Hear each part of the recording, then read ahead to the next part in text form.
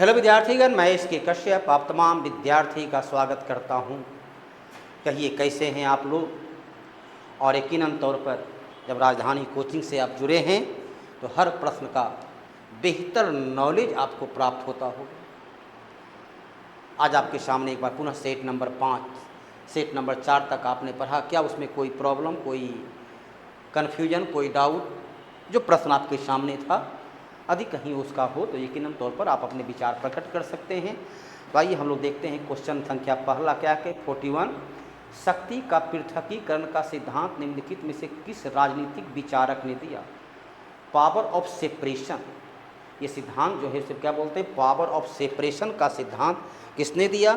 तो power of separation, शक्ति का पृथकीकरण का सिद्धांत दिया गया मॉन्टेस्क्यू ने अपनी पुस्तक स्पिरिट ऑफ द लॉ, कानून की आत्मा नामक पुस्तक में मॉन्टेस्क्यू ने ये विचार प्रस्तुत किया कि राजनीतिक सत्ता में जनता की लिबर्टी, जनता की इक्वलिटी के लिए, समानता और स्वतंत्रता के लिए कार्यपालिका, विधायिका और न्यायपालिका, एग्जीक्यूटिव पावर, लेजिस्लेटिव पावर और जुडिशियल पावर के बीच शक्ति का स्पष्ट विभाजन होना चाहिए। तो उत्तर किसने दिया? ये वक्तव्य किसके द्वारा दिया गया? तो ये वक्तव्य दिया गया मॉन्टेस्क्यू के द्वारा, अर्थात 41 का उत्तर आपका हो जाता है सी, मॉन्टेस्क्यू। रूसो का जो किताब है उसका नाम है सोशल कॉन्ट्रैक्ट थ्योरी। वो लिखता है कि मनुष्य स्वतंत्र पैदा होता है लेकिन हर जगह बंधनों से जकड़ा हुआ है। मनुष्य स्वतंत्र पैदा होता है लेकिन हर जगह बंधनों से जकड़ा हुआ है। कार्ल मार्क्स ने दुनिया को एक नया सिद्धांत प्रस्तुत किया जिसे हम लोग बोलते हैं कम्युनिज्म थ्योरी या समाजवाद, सोशलिज्म थ्योरी। दुनिया के मजदूरों, तुम एक हो, तुम्हें खोने के लिए जंजीर के सिवाय कुछ नहीं और पाने के लिए सारा संसार है। ये विचार दिया गया था किसके द्वारा? ये दिया गया कार्ल मार्क्स के द्वारा। और मार्शल जो अर्थशास्त्री है ये कहता है मुद्रा वह धुरी है जिसके चारों ओर संपूर्ण अर्थव्यवस्था घूमती है, रोटेशन करती है, परिभ्रमण करती है। चलिए क्वेश्चन संख्या 42 कहता है संविधान के किस अनुच्छेद के अंतर्गत भारत सरकार का दायित्व है वह बाह्य आक्रमण एवं आंतरिक अशांति के समय राज्य की रक्षा करे? आंसर आपका है 42 का सी। क्या कहता है?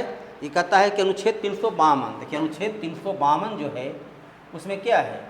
अनुच्छेद 352 में है कि मंत्रिमंडल के सिफारिश पर, मंत्रिमंडल की सलाह पर राष्ट्रपति कब? जब देश पर विदेशी आक्रमण हो चुका हो, देश पर विदेशी आक्रमण हो चुका हो या देश के अंदर सशस्त्र विद्रोह, देश के अंदर सशस्त्र विद्रोह की अवस्था में अनुच्छेद 352 के आधार पर वो राष्ट्रीय आपातकाल लागू कर सकते हैं। 356 कहता है कि यदि राज्य की, अनुच्छेद 356 कहता है यदि राज्य का संवैधानिक तंत्र, राज्य का संवैधानिक तंत्र विफल हो, राज्य का संवैधानिक तंत्र विफल हो जाए तो वैसी अवस्था में, विफल होने पर वैसी अवस्था में राज्य में राष्ट्रपति शासन लागू किया जा सकता है। अनुच्छेद 359 कहता है जब देश पर आपातकाल लागू हो, जब देश पर अनुच्छेद 352 का आपातकाल लागू हो तब क्या होगा? तब परिणाम ये होगा कि कहता है कि राष्ट्रपति को अधिकार है कि अनुच्छेद 20 और 21 का फंडामेंटल राइट, मौलिक अधिकार को छोड़कर, 20 और 21 का मौलिक अधिकार को छोड़कर शेष सभी मौलिक अधिकार को राष्ट्रपति निलंबित कर सकते हैं। शेष सभी मौलिक अधिकार को राष्ट्रपति क्या कर सकते हैं? तो निलंबित कर सकते हैं। इसका प्रयोग करता है मुझे। अब जब 3 हो गया तो एक मात्र विकल्प बचा 355। अभी देखिए मणिपुर में 355 लागू है। 355 कहता है कि राज्य की बाह्य सुरक्षा या आंतरिक सुरक्षा खतरा में हो तो उसकी सुरक्षा को उत्तर देने के लिए, सुरक्षा बहाल करने के लिए केंद्र सरकार उत्तरदायी होगा। चलिए अगला है कि 43 नंबर अवधारणा और प्रतिपादक, ये साइंस से जुड़े हुए महत्वपूर्ण विद्वान का विचार है। तो आधार तल संरचना WG पॉवेल के द्वारा दिया गया। ढाल प्रतिस्थापन, आधार तल संरचना जो पृथ्वी की धरातल की जो बनावट है, पृथ्वी की धरातल की जो बनावट है जिसमें आप पढ़ते हैं, उसमें पृथ्वी की बनावट में क्या पढ़ते हैं आप, कि पृथ्वी का जो बनावट उसको 3 भागों में बांटा गया है। इसका ऊपरी भाग को क्या बोलते हैं, ऊपरी भाग को भूपटल, ऊपरी भाग को बोलते हैं भूपटल, इसे बोलते हैं क्रस्ट। मध्य भाग को और निचला भाग को बोलते हैं क्रूड या भूप्रॉपर्टी।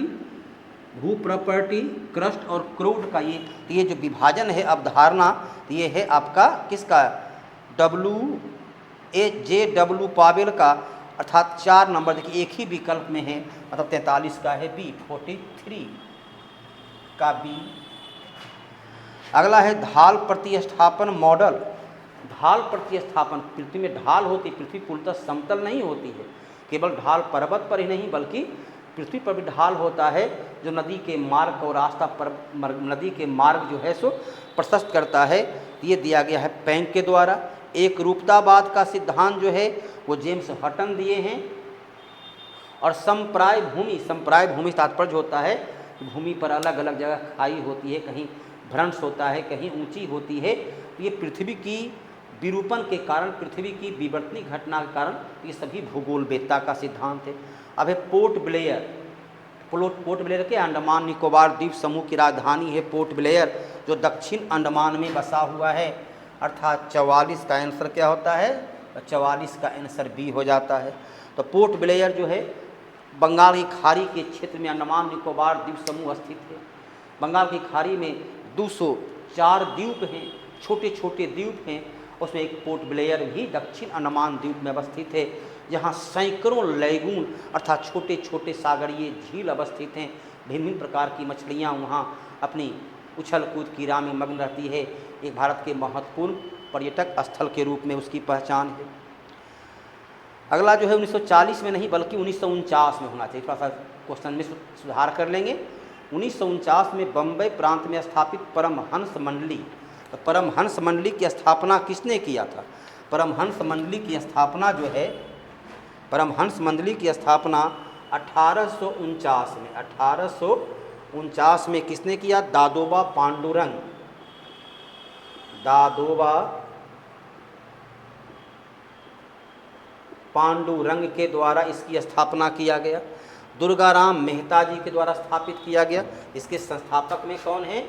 इसके संस्थापक में है दुर्गाराम मेहता जी। दुर्गाराम मेहता जी भी इसके संस्थापक में शामिल हैं। दुर्गाराम मेहता जी दादोबा पांडुरंग इसके संस्थापक हैं। तो इसकी स्थापना क्यों की गई? अब यहाँ देखिए नाम से ही जुड़ा हुआ है। नाम क्या है इस संगठन का? नाम है परमहंस मंडली। परमहंस रामकृष्ण परमहंस से आप भली भांति परिचित होंगे। परमहंस अर्थात कहीं कहीं धर्म से अध्यात्म से जुड़ा हुआ है। रामकृष्ण परमहंस जो थे वो स्वामी विवेकानंद के गुरु, दक्षिणेश्वर के काली मंदिर, कलकत्ता के दक्षिणेश्वर काली मंदिर के मुख्य पुजारी रहे। अब यहाँ पर देखिए कहता है लोगों को पाश्चात्य शिक्षा था दर्शन का। जब ये भारतीय धर्म संस्कृति परमहंस अर्थात आध्यात्म से जुड़ा हुआ है, तो पाश्चात्य संस्कृति पाश्चात्य शिक्षा के लिए राजा राम मोहन राय काम कर रहे थे, जिन्होंने 1817 ईस्वी में इन्होंने कलकत्ता में हिंदू कॉलेज की स्थापना की। विधवा पुनर्विवाह के लिए विधवा पुनर्विवाह अधिनियम किसके द्वारा बनाया गया? तो आपको पता ही है कि विधवा पुनर्विवाह अधिनियम 1856 में बनवाया गया। लॉर्ड कैनिंग के शासनकाल में ईश्वरचंद विद्यासागर इसके लिए प्रयास किए। राजा राम मोहन राय ने 1817 में अंग्रेजी के माध्यम से शिक्षा के लिए कलकत्ता में हिंदू कॉलेज की स्थापना की। नरबली की प्रथा को रोकने के लिए, नरबली प्रथा को रोकने में सफलता हासिल किया। वो कौन था? वो लॉर्ड विलियम बेंटिंग, जिसे क्या बोलते हैं? उसे बोलते हैं ठगी प्रथा। और ठगी प्रथा को कर्नल स्लीमैन के माध्यम से रोकने में सफलता प्राप्त किया वो था लॉर्ड विलियम बेंटिंग। तो आपका 3 विकल्प देखिए फिर पूरा हो गया। अब आपके सामने एकमात्र विकल्प बचता है। तो मूर्ति पूजा था जाति प्रथा का विरोध करना, कि समाज में मूर्ति पूजा और जाति प्रथा जो है हमारे समाज को विभक्त करता जा रहा है। तो सबको केवल भगवान जो वैदिक काल की सभ्यता के लक्षण थे, यहाँ सभी लोग समानता था, कोई मूर्ति पूजा नहीं था, केवल मंत्रोच्चार होती थी। इसके लिए यह काम करने वाली संस्था थी। अगला जो है कंपनी के अधिनियम में रेगुलेटिंग एक्ट 1773। तो रेगुलेटिंग एक्ट 1773 के आधार पर कलकत्ता में, चलिए पहला देखिए 46 का, 45 का आंसर हुआ डी, 45 का डी, 46 को देखिए मिलाना है।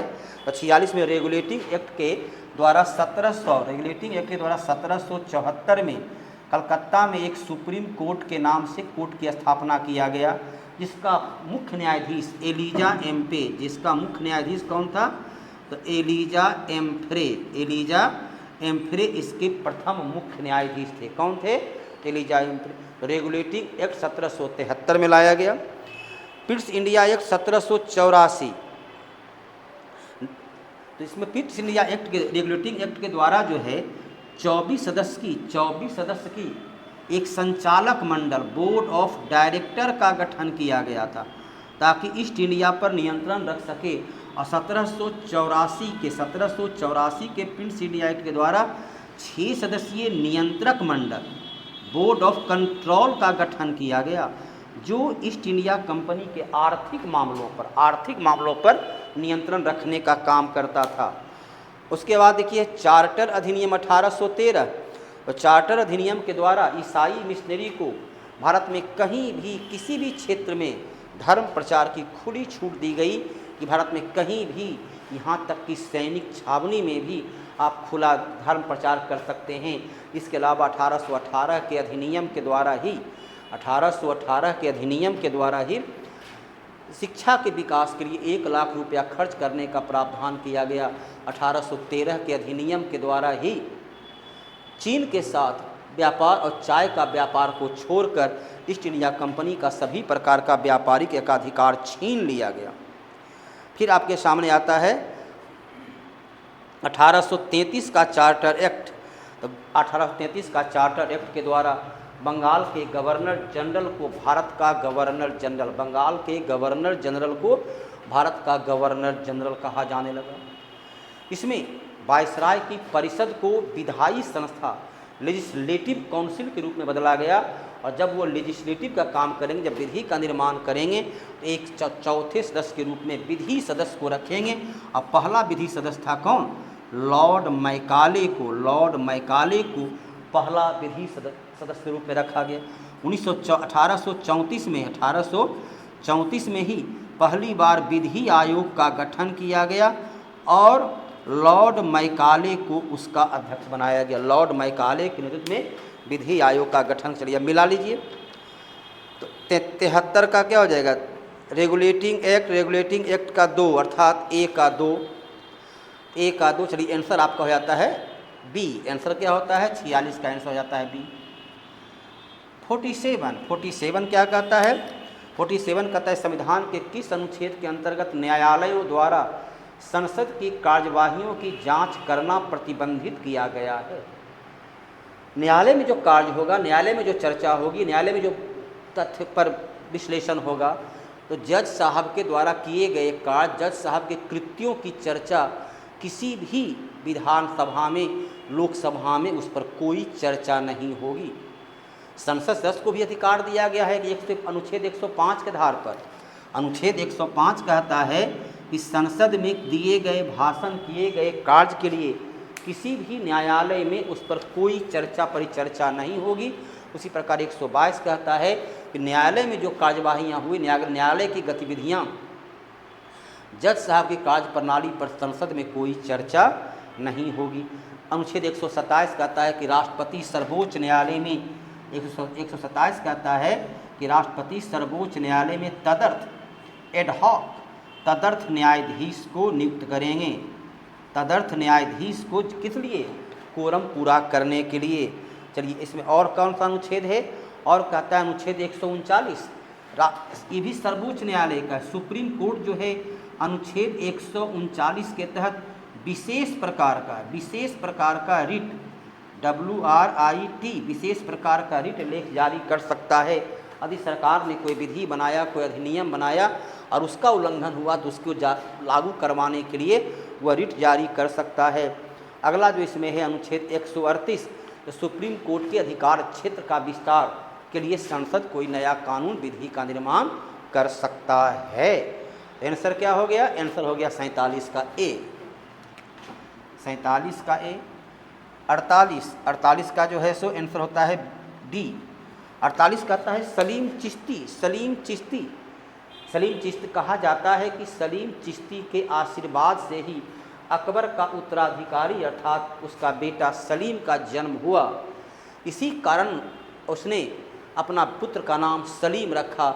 अकबर और रानी जोधा का पुत्र सलीम जो जहांगीर के नाम से गद्दी पर बैठे, तो सलीम चिश्ती के आशीर्वाद से ही हुआ। सलीम चिश्ती संप्रदाय के थे। भारत में चिश्ती सिलसिला सबसे अधिक लोकप्रिय हुआ, जिसमें मोइनुद्दीन चिश्ती अजमेर में उनका फेमस मकबरा है, दिल्ली में निजामुद्दीन औलिया का मकबरा है।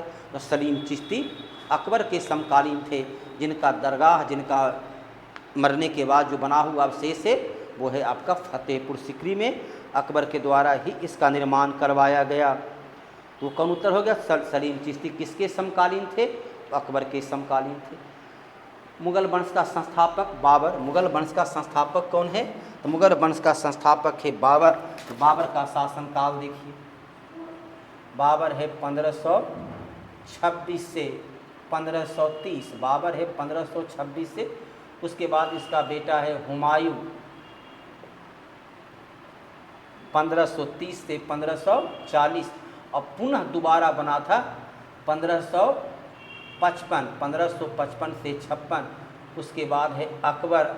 अकबर का शासनकाल है 1556 से 1605 अकबर का शासनकाल है। 50 वर्ष के शासनकाल में इसने धर्मनिरपेक्ष राज की नींव रखा। अगला जो आपके सामने है 1857 की क्रांति मुख्यतः किस कारण से असफल रही? 1857 की क्रांति की शुरुआत कब होती है? 1857 की क्रांति की शुरुआत होती है 10 मई 1857। 10 मई 1857 कहाँ शुरू हुई? तो मेरठ से शुरू हुई। लेकिन ये क्रांति असफल रही। अब असफलता कई कारण हैं, इसमें अभी जो दिया गया विकल्प उसमें से चुनना है। यकीनन तौर पर 1857 की क्रांति में नेतृत्व का, कुशल नेतृत्व का अभाव था। बहादुर शाह जफर जो जिसने जीवन में कभी तलवार नहीं उठाया, वो विद्रोह का नेतृत्व कर रहे थे। विद्रोही नेताओं के पास आपसी तालमेल, सूचना का आदान प्रदान का कोई माध्यम नहीं था। किसी सामान्य योजना और केंद्रीय संगठन की कमी थी। इसका प्रभाव सीमित क्षेत्र में पड़ा। आप देखते हैं दक्षिण भारत में इसका विद्रोह नहीं हुआ, उत्तर भारत में पंजाब में विद्रोह नहीं हुआ, मध्य भारत में भी इसका विद्रोह नहीं हुआ। ये विद्रोह कुछ पश्चिम, थोड़ा सा बम्बई के क्षेत्र में कुछ चला, तो मूलतः विद्रोह जो है बिहार, उत्तर प्रदेश, मध्य प्रदेश के क्षेत्र में ही इसका विद्रोह रहा। तो सीमित दायरा था। सबसे महत्वपूर्ण कि शिक्षित और मध्यम वर्ग इस विद्रोह में शामिल नहीं हुए। शिक्षित और मध्यम वर्ग जो है, क्योंकि वह पूरी तरह विद्रोह से उदासीन रहा, अर्थात हो जाएगा डी। चलिए 50 नंबर क्या कहता है? 50 कहता है किस गवर्नर जनरल काल में सिंध का विलय हुआ? 1843 में। सिंध का विलय कब हुआ? 1843 में। देखिए चारों जो गवर्नर जनरल काल देख लीजिए, उत्तर अपने आप मिल जाएगा। लॉर्ड लेंसडाउन का शासनकाल है 1888 से 94। लॉर्ड लेंसडाउन का शासनकाल है 1888 से 94। स्पष्ट है उत्तर नहीं होगा ये। अगला जो इसमें आपका क्या है? अगला कहता है आकलैंड का शासनकाल है 1936 से 43। लॉर्ड आकलैंड का शासनकाल है 1936 से 42, और इसका विलय हुआ है 1843 में। तो स्पष्ट है कि उत्तर ये भी नहीं होगा। आइए तीसरा है लॉर्ड एलन बरो, यही है अर्थात सी। लॉर्ड एलन बरो का शासनकाल है 1842 से 1846। लॉर्ड एलन बरो के शासनकाल में हुआ। और यहाँ पर लॉर्ड ऑकलैंड का शासन काल है 1836 से 1842। चलिए लॉर्ड डलहौजी का है, लॉर्ड डलहौजी का 1848 से 1856। लॉर्ड डलहौजी के काल में पंजाब का विलय हुआ। पंजाब के सिख राज का विलय अंग्रेजों में कर लिया, अंग्रेजों ने अपने राज में कर लिया। अवध का विलय कुशासन के नाम पर कर लिया। 1856 में झांसी का विलय 1853 में डॉक्ट्रिन ऑफ लैप्स के नाम पर कर लिया। 51 नंबर भटकल, चलिए अलग अलग राज्य है, शब्द है और पूछता है किस राज्य में अवस्थित है। तो भटकल कहाँ पड़ता है? तो भटकल पड़ता है आपका कर्नाटक के क्षेत्र का एक महत्वपूर्ण औद्योगिक केंद्र है। एलेपी पड़ता है केरला के क्षेत्र में। काकीनाडा है, काकीनाडा आंध्र प्रदेश में। तूतीकोरन तमिलनाडु में। ये 4 नगर है और पूछता है वो नगर किस राज्य में है। तो ये है आपका आंसर सी। तो इसमें कोई विशेष प्रश्न तो आपका है नहीं। 51 का सी। बामन क्या कहता है? सुंदरीय वृक्ष बामन। आप पढ़ते हैं सुंदरबन का वन, सुंदरबन का डेल्टा कहाँ है? तो सुंदरबन का डेल्टा कहाँ पड़ता है? वह है गंगा ब्रह्मपुत्र के संगम पर। गंगा ब्रह्मपुत्र जहाँ मिलती है सागर में, डेल्टाई क्षेत्र में, जहाँ पर सादा जल अर्थात नदी का जल और खारा जल सागर का जल आपस में मिलती है, जो दलदली भूमि होती है, जहाँ पर जल का जमाव होता है, तो जहाँ पर ज्वार भाटा उत्पन्न होती है, जहाँ नदी सागर में मिलती है, उस क्षेत्र में इस प्रकार के वन पाए जाते हैं। इस वन के लकड़ी जो है कमज़ोर होता है, वह फल के डिब्बे बनाने में, माचिस के डिब्बे बनाने में उसका या जलावन के रूप में उसे प्रयोग में लाया जाता है। तो दलदली मिट्टी का वो क्षेत्र होता है, वो वन पाए जाते हैं। कहाँ पर? जहाँ जहाँ सागर में नदी गिरती है। गंगा ब्रह्मपुत्र के क्षेत्र का सुंदरबन का डेल्टा, ये दुनिया का सबसे बड़ा डेल्टाई और सुंदरबन का सबसे बड़ा वन क्षेत्र भी है। पर्वत वनस्पति तो पर्वतीय क्षेत्र में होगा। टैगा जनजाति या टैगा, जहाँ पर हिम वर्षा होती है, जहाँ बर्फ़ गिरती है, जहाँ हिमपात होता है, वहाँ टैगा वनस्पति पाए जाते हैं। रदरफोर्ड का परमाणु मॉडल की त्रुटि को निल्स बोर ने दूर किया था। तो रदरफोर्ड ने परमाणु बम, इसका क्या हो गया? 53 का ए, 54 का सी और 55 का है ए। चलिए 54 क्या कहता है? 54 कहता है भारत में रामसर स्थल को बोलते हैं वेटलैंड। प्रत्येक वर्ष 2 फरवरी को वेटलैंड दिवस मनाते हैं। रामसर स्थल मतलब प्राकृतिक दलदली भूमि, प्राकृतिक वनस्पति का भूमि, जहाँ प्राकृतिक रूप से जल का जमाव होता है, दलदल भूमि होता है। बिहार का कांवर झील। ईरान के रामसर में 1971 में, ईरान के रामसर में 1971 में सम्मेलन हुआ था कि जो दलदली भूमि है, जहाँ प्राकृतिक रूप से जल का जमाव रहता है, उस भूमि की सुरक्षा करना पर्यावरण के लिए बेहद आवश्यक है। भारत में 1 2 नहीं 80 रामसर भूमि की पहचान किया गया। बिहार का तो केवल एक है, बेगूसराय का कांवर झील, सबसे बड़ा जो है चिल्का झील, फिर बुलर, जितने भी हमारे महत्वपूर्ण झील हैं वो रामसर। भारत ने इस पर दस्तखत किया था 1882 में। सम्मेलन तो हुआ था 1971 में, लेकिन भारत ने इसको स्वीकार किया 1982 में। और भारत का 80 रामसर स्थल की पहचान अब तक किया जा चुका है। अब भारतीय नौसेना का बहुराष्ट्रीय अभ्यास मिलन 24 बहुराष्ट्रीय अभ्यास, अलग अलग देश का उसमें शामिल हुए थे। ये विशाखापट्टनम में अर्थात सागरीय क्षेत्र में इसमें शामिल हुए। ऑस्ट्रेलिया से लेकर के विश्व के कई देश, थाईलैंड, मलेशिया, इन लोगों ने अपनी अपनी नौसेना को भेजा ताकि विश्व में हो रहे तमाम प्रकार की तकनीकी परिवर्तन से अपने को अवगत कर सकें। तो चलिए ये 15 क्वेश्चन का जो जीके था, आप जब यहाँ अपना समय देते हैं तो 15 क्वेश्चन नहीं बल्कि कम से कम 50 क्वेश्चन को कॉन्फिडेंस के साथ हल करने में सक्षम होते हैं, हर प्रश्न का क्यों और कैसे के साथ। चलिए आज की सभा को यहीं पर विराम देते हैं। पुनः अगले दिन अगले सेट नंबर 6 को लेकर आएंगे। तब तक के लिए धन्यवाद।